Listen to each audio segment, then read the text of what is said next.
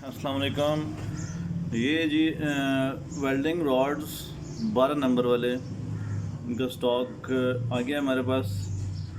तो जिन भाई को भी चाहिए, लिमिटेड स्टॉक है, वो आके ले लें। ये आप देख सकते हैं, ये हमारे पास ये देख लें जी।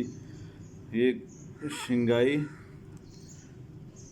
शंघाई ब्रिज J421 वाला बहुत ही ज़बरदस्त रॉड है, इसकी बहुत अच्छी रनिंग है और ये आपको इसका स्टॉक मिल जाएगा। इसके अलावा ये आप देख लें, ये एक नया रॉड आया है, वो इसकी बहुत ही ज़बरदस्त किस्म की कवरेज है।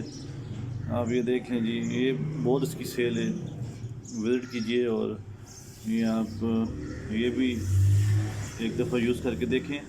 और ये J38 बहुत ही ज़बरदस्त किस्म का रॉड है, बहुत ही पुराना यूज़ होने वाला रॉड है J38।